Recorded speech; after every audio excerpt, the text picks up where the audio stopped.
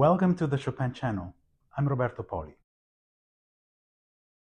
In a letter from mid-December 1845, Chopin wrote to his family, "My new mazurkas have been published by Stern in Berlin, so I don't know whether they will reach you, since in Warsaw you usually receive your music from Leipzig. They're not dedicated to anyone. Now, I should like to finish the cello sonata, the barcarolle, and something else for which I haven't found a title, but I doubt whether I shall have time now that the rush is beginning." It is fascinating to learn that Chopin was already working on the cello sonata at this early stage, at the same time he was conceiving the barcarolle. This suggests a long gestation period for the cello sonata, possibly nearly 2 years. But what was that something else, still without a title? Given the chronology and what emerges from the surviving sketches, he seems to have been referring to the Polonaise Fantaisie in A-flat major, Opus 61. Later correspondence mentions Opus 61 as ready for publication, and an extensive sketch, viewable in a photographic reproduction, shows a creative process that aligns closely with the laborious evolution of the piece, and which explains why the title Polonaise Fantaisie may have not been a reality for a rather long time. I'll return to these sketches as we discuss various aspects of the piece, because they illuminate its emotional core, especially in an episode that I consider most significant. But before I continue, if you enjoyed this channel, please subscribe, like, comment, and share. It's much appreciated. A student recently played the Polonaise Fantaisie for me at a lesson and remarked, "What a way of opening a piece, in the wrong key."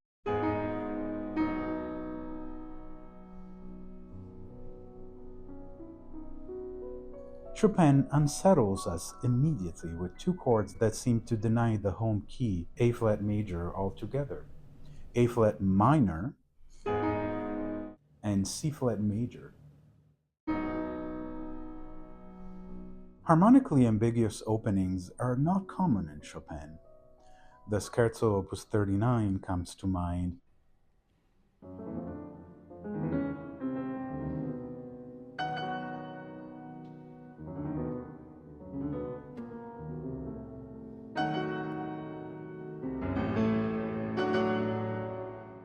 And perhaps less so in the case of the Scherzo Opus 20 and the last mazurka of Opus 30. And so that the harmony would begin so defiantly detached from the home key may sound perplexing. We might think that Chopin's music at this stage was received positively upon appearing in print, but the truth is that even his contemporaries had reservations. While he eventually reconsidered his position, Franz Liszt himself expressed perplexity, lamenting that in his late years, Chopin's music reflected a sickly irritability and a tortuosity of thought, the reflection of his physical and mental suffering, according to Liszt. I had been thinking about making a video about the Polonaise Fantaisie for months, and since this channel, at least at the moment, seems to have evolved into a series of reviews on Vincent's performances at the Chopin Competition, I decided to weave his interpretation into the narrative that I had originally envisioned, analyzing the Polonaise Fantaisie through Vincent's interpretive eyes. So, how does Vincent shape the opening measures? Thoughtfully and decisively. He has lived with the Polonaise Fantaisie for a time before the competition, as he mentioned in an interview, and his voice speaks loud and clear, I think, beginning with this opening statement.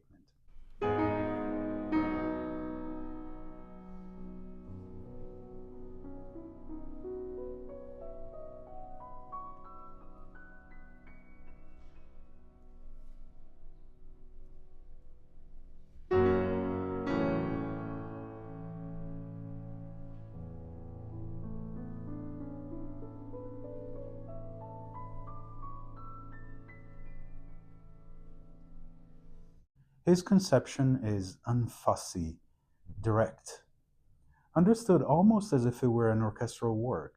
brass and strings for the opening chords, for example. Then a harp, or is it a piano, filling the harmonic space?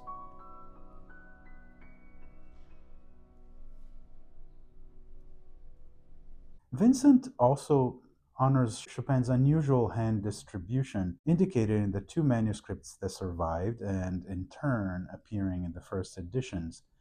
The first three notes for the left hand, then the right hand until the final note, which, according to the manuscript, is to be played by the left hand because of the stem facing downward. But apart from how Chopin notated the distribution, what does this declamatory gesture summon? Is there a patriotic overtone here? And how do we understand the arpeggiated figure that follows, reiterating the harmonic content of the second chord, but also coloring it with a note extraneous to the harmony, which gives an ancestral tone to the narration? I've been asking myself these questions since I learned the piece, I'm afraid to admit, in 1993. I was a little younger than Vincent is today. Already in the first measure, Chopin seems to give us a preview of the title and the work's dual nature. An assertive declamatory gesture, minor and major side by side, evoking the Polonaise part of the title, and an arpeggiated flourish marked in small print quarter notes, perhaps to suggest that this is not a virtuosic gesture, spanning almost the entire keyboard and dissolving into the treble, seemingly suggesting the fantasy aspect. He repeats this rhetorical idea three more times. We hear it twice in forte and twice in a distant, dreamlike pianissimo, blurring perhaps triumph and mystery.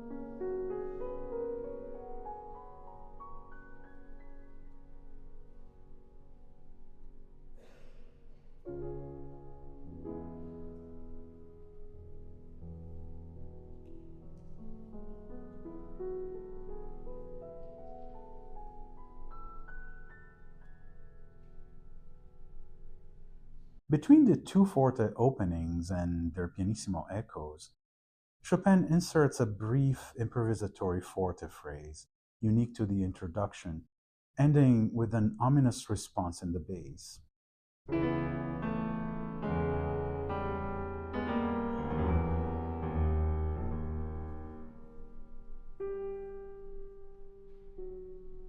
Without searching for an explicit programmatic meaning, which Chopin rejected anyway, one might still feel the aura of something legendary being conjured. But there's also something foreboding about it, something on which doubt is being cast. Vincent plays this with a true forte, unlike some of the other finalists who softened it, weakening, in my opinion, its dramatic import. The same pianists who minimized the weight of the first two gestures in forte, actually, denying the duality that is in place in the original dynamics. After the two statements in pianissimo, the interlude returns, this time in piano.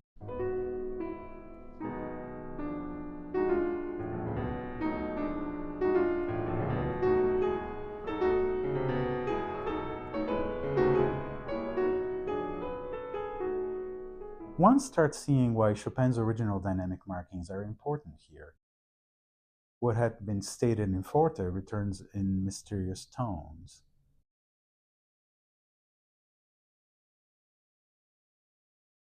This return of the interlude begins a longer improvisatory unfolding, a four-phrase operatic dialogue between soprano and tenor line.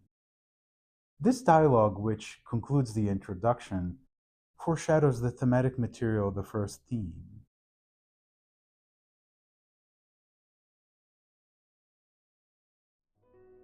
And Vincent captures this beautifully, shaping the soprano as assertive and the tenor as hesitant.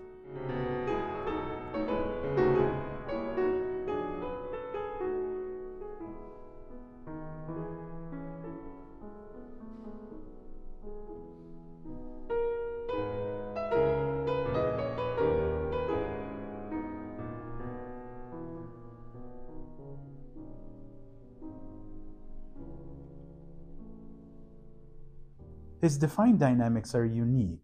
I never heard anyone assign different dynamic levels to the two voices. It lends the passage a sense of questioning, which I find really compelling. In other works where Chopin opens with an introduction, it seems obvious that he crafted these opening sections after developing the main themes. I think it is the case in the first ballade or in the Barcarolle. In the Polonaise Fantaisie, however, the opening material does return in the form of recapitulation, unlike in the ballade and the Barcarolle. It hints at the possibility that Chopin came to the introduction sometime while conceiving the piece, perhaps when he devised how to structure the recapitulation. He then determined how to shape the introduction, which in turn incorporated elements from the first theme. The sketch I mentioned earlier, which miraculously survived, shows how he had already thought of this introductory material at a stage in which much of the music had been planned out already. And it's surprising to see how the tonal scheme was rather different, beginning in C minor instead of A flat minor, then moving to B flat major, then confirming the keys for the second set in pianissimo. Here is what the piece sounded like at this stage.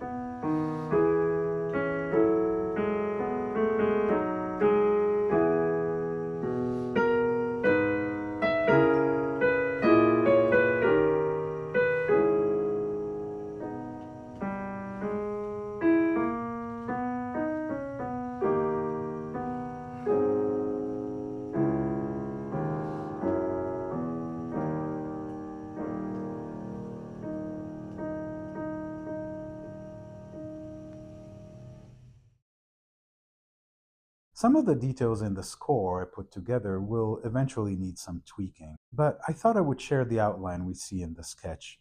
Much refining occurred between this stage and the final product, of course, and not simply in the tonal scheme of the opening.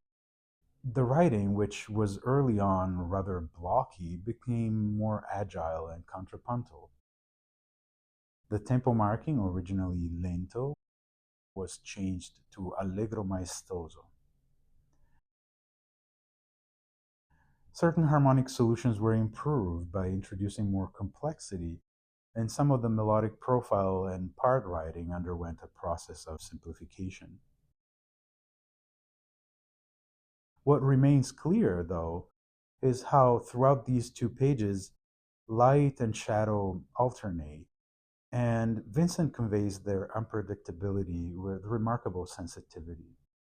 A brief fanfare, the first clear hint of the Polonaise rhythm, announces the entrance of the first theme. And thank you, Vincent, for observing Chopin's pedal indications, something that is not always guaranteed today.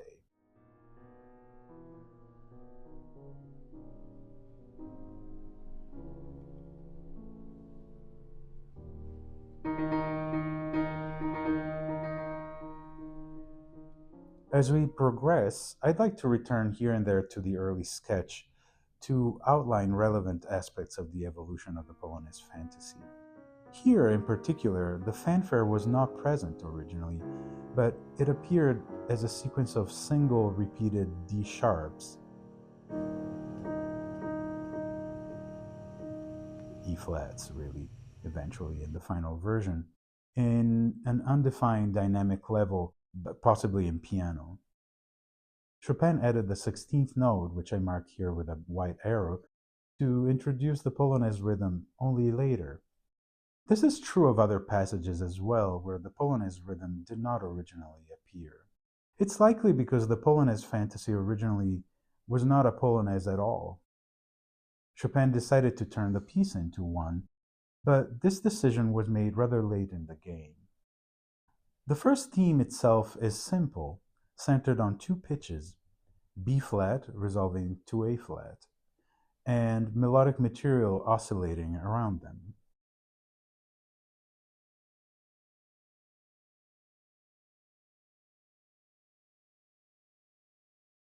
Vincent plays it with unusual but entirely logical clarity. As written, mezza voce, a vocal term that indicates a kind of inner, gentle projection, a tone that carries but is not overtly declarative.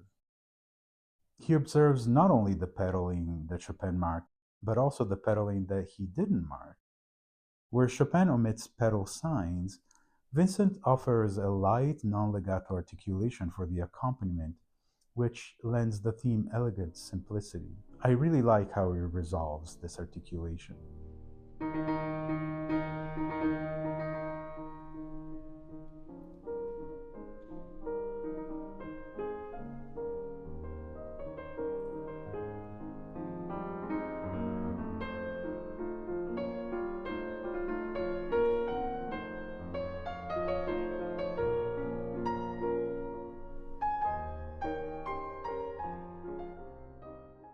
As I remarked for some of his other performances, Vincent shapes the structure of this episode thoughtfully.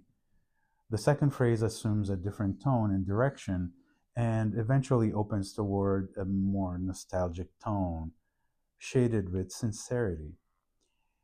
We saw in previous videos how Chopin tends to structure an episode by offering two parallel phrases, generally of 4 measures each, responded to by a longer phrase, generally 8 measures long.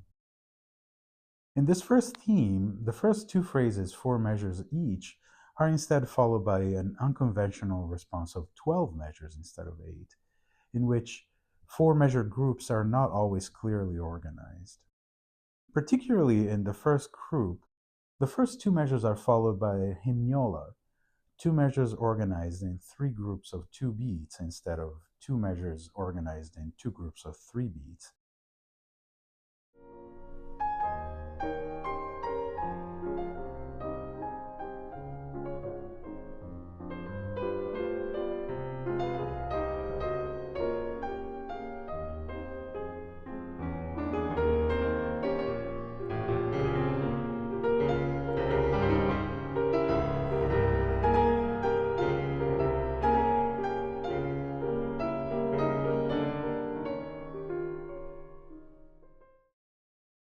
This underscores the unsettling feeling created by both the harmony and the melody after the two perfectly organized phrases of the opening.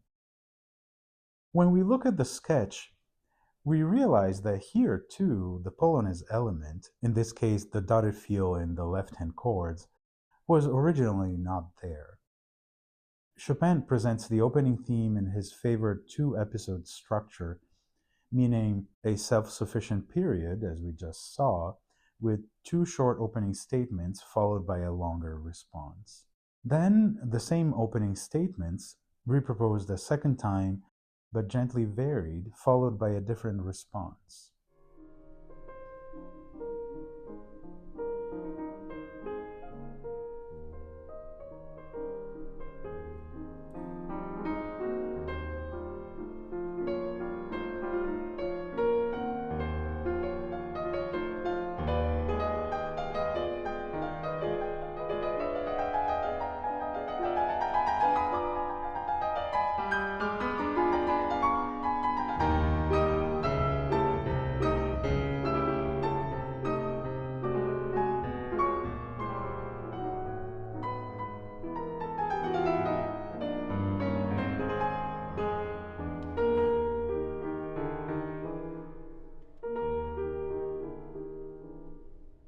Here, each episode is marked by two different climaxes. The first, self-contained, peaks to a tragic forte marked by a thunderous bass.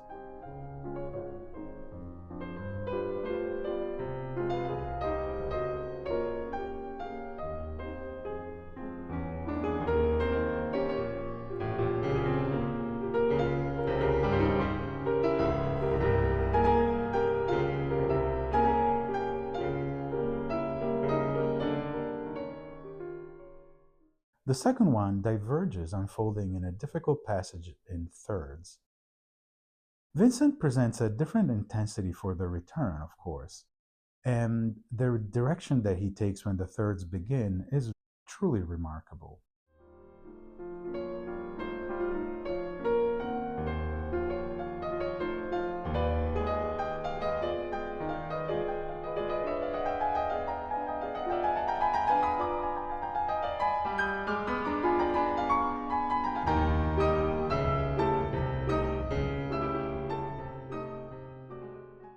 His thirds are played with brilliant clarity. If you heard Vincent's etude in thirds, which he played in the preliminaries of the Chopin Competition, you know that thirds are not a concern for him, and that he stands confidently in the lineage of Ignaz Friedman.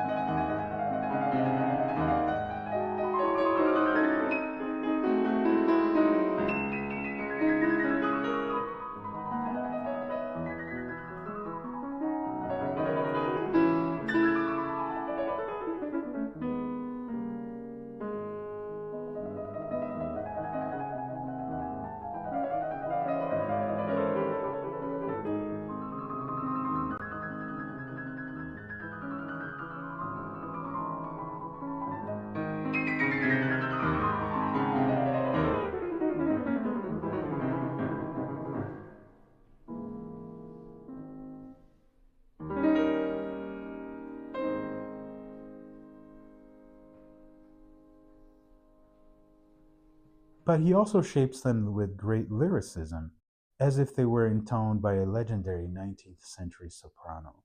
In fact, the way this passage is played by many is a disappointing toss-off in which the musical meaning of this moment may be lost. Vincent instead organizes the thirds in groups, shaping them both with dynamics and flexibility of timing.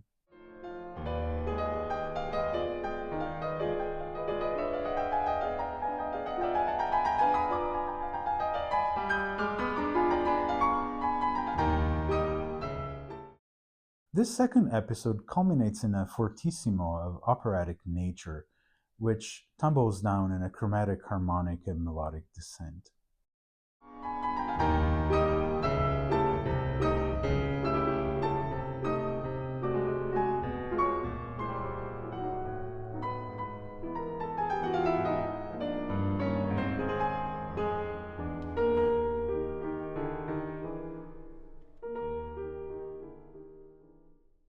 What follows is a long modulatory episode, which is punctuated by a Polonaise rhythm.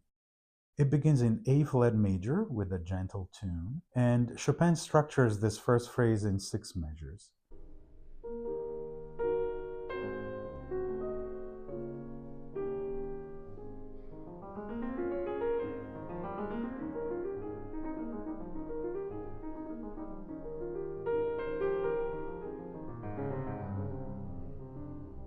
He then moves by major thirds to C major and then to E major, each offering a Polonaise element, followed by improvisatory flourishes, ascending and descending, perhaps the Fantaisie character asserting itself.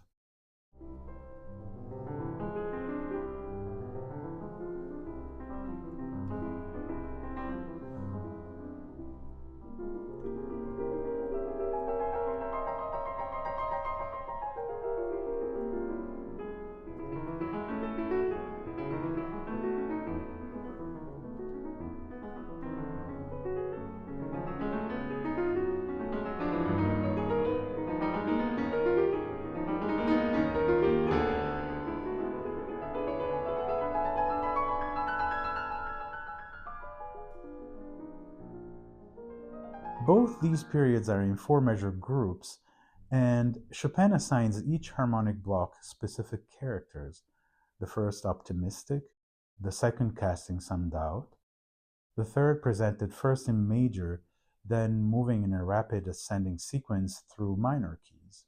Vincent here shades each harmonic block with a different color. I particularly like how he arrives to C major.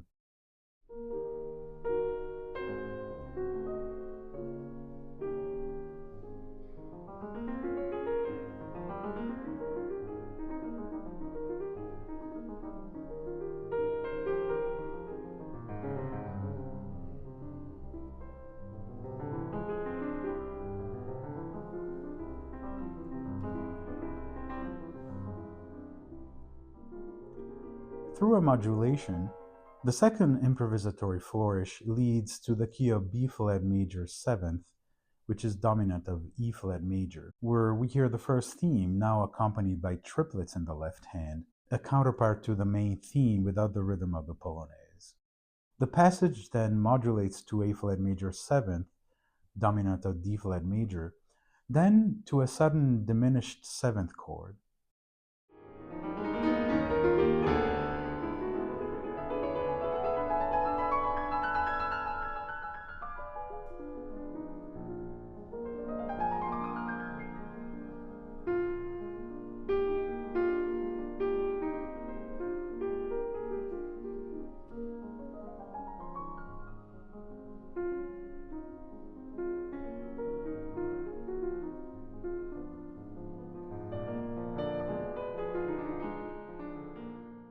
Vincent plays this with wonderful coloring, showing us different aspects of the same material as it tries to find its place harmonically.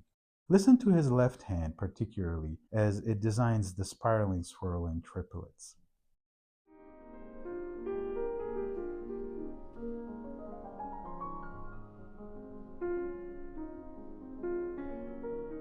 The diminished 7th harmony introduces a brief canon that ushers in the first theme, now in the key of A flat minor.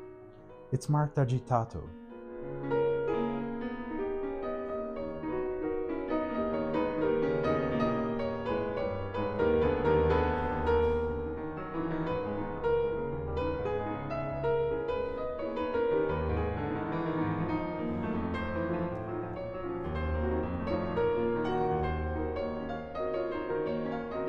This is the first time we hear the first theme presented in a minor key.